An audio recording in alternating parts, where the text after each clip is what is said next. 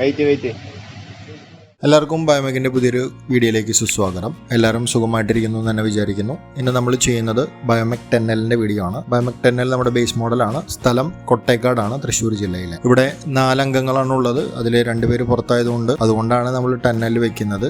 പരമാവധി ഒരു വീട്ടിൽ 2 വലിയവരും 2 കുട്ടികളുള്ള വീടാണെങ്കിൽ മാത്രം ഇത് ചൂസ് ചെയ്യുക. ഇതിൽ 2.5 കിലോ വേസ്റ്റ് ആണ് ഇടാൻ പറ്റുന്നത്. ടോട്ടലി നമുക്കൊരു 1.5 മണിക്കൂർ കത്തിക്കാനുള്ള കുക്കിംഗ് ഗ്യാസ് വരെ മാക്സിമം ഔട്ട്പുട്ടാണ്.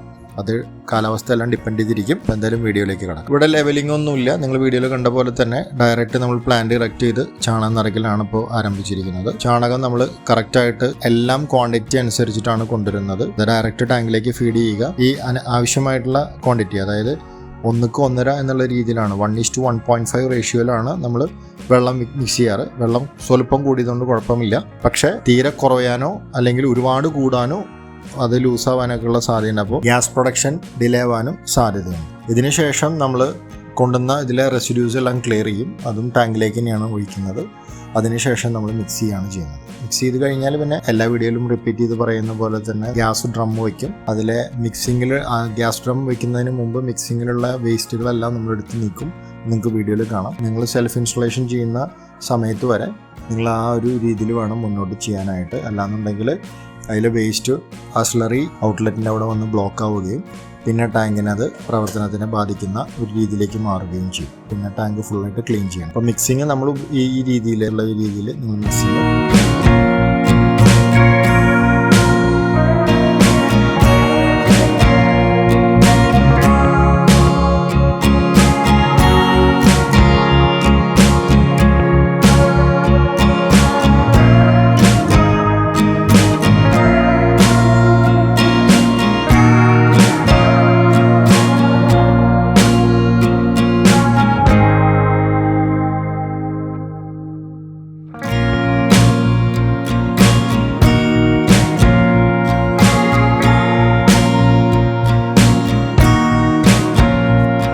ഡ്രം ഇടുന്ന വീഡിയോ ആണ് ഇപ്പോൾ നിങ്ങൾ കാണുന്നത്.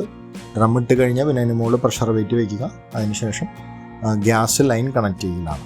ഗ്യാസ് ലൈൻ ചിലപ്പോൾ നമ്മൾ സ്റ്റാർട്ടിങ്ങിലേക്ക് കണക്ട് ചെയ്യും, അല്ലെങ്കിൽ അവസാനം. അതിനിപ്പോൾ ഒരു പ്രത്യേക പ്രക്രിയ നമ്മൾ ഫോളോ ചെയ്യേണ്ട ആവശ്യമില്ല. ഇത്ര നമ്മൾ വീഡിയോയിൽ പറയുന്നത്. അപ്പോൾ അടുത്തൊരു വീഡിയോ കാണാം. എല്ലാ ലിങ്കുകളും നമ്മൾ ഡിസ്ക്രിപ്ഷനിൽ കൊടുക്കുന്നുണ്ട്. Thank you. Take care. By.